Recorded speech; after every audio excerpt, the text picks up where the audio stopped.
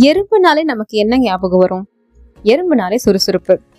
நல்ல வெயில் காலத்துல எறும்புங்கெல்லாம் தங்களுக்கு தேவையான உணவை எல்லாரும் சேர்ந்து போய் தேடி சேகரிச்சு வச்சிட்டு இருந்தாங்களாம். குளிர்காலத்திலயும் மழை காலத்திலயும் வெளியில போய் உணவு தேடுறது ரொம்ப கஷ்டம். அதனால வெயில் காலத்துல தேடி வச்சுக்கிட்டா குளிர்காலத்திலயும் மழை காலத்திலயும் அதை பயன்படுத்திக்கலாம்னு அவங்க நினைச்சாங்க. அந்த வழியா ஒரு வெட்டுக்கிளி வந்ததாம். வேலை செஞ்சுட்டு இருந்த எறும்புகளை பார்த்து, என்ன எப்ப பாரு வேலை செஞ்சுட்டு இருக்கீங்க, நான் பாருங்க எவ்வளவு ஜாலியா இருக்கேன் அப்படின்ட்டு ஒரே ஆடி பாடி மகிழ்ந்து அவங்கள நல்லா வெறுப்பேத்திட்டு இருந்ததான்.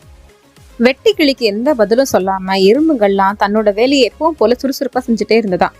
காலம் மாறும் இல்லையா? வெயில் காலம் முடிஞ்சு மழை காலம் ஆரம்பிச்சுதான். மழை காலத்துல எங்க போய் உணவை தேட முடியும்? வெட்டி கிளிக்கு உணவு தேடவே முடியலையா. ஆனா எறும்பு தான் ஏற்கனவே சேர்த்து வச்சிருந்த உணவு இருக்கே.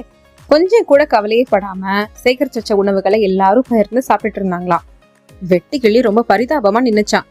வெட்டுக்கிளி சாப்பாடு இல்லாம ரொம்ப கஷ்டப்படுறத பாத்துட்டு இருந்த எறும்புங்க போனா போகுது அப்படின்னு வெட்டுக்கிளிக்கு உணவு கொடுத்தாங்களாம்.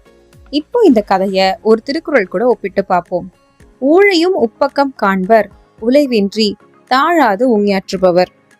சோர்வே இல்லாம சுறுசுறுப்பா எப்பவுமே நம்மளோட இலக்கை நோக்கி ஓடிட்டு இருக்கிறவங்களுக்கு எப்பவுமே தோல்வியே கிடையாது. அவங்கள கண்டு விதியே அஞ்சும். ஊழை அப்படின்னா விதி, விதி கூட அவங்கள கண்டு அஞ்சும் அப்படின்னு வள்ளுவர் சொல்றாரு.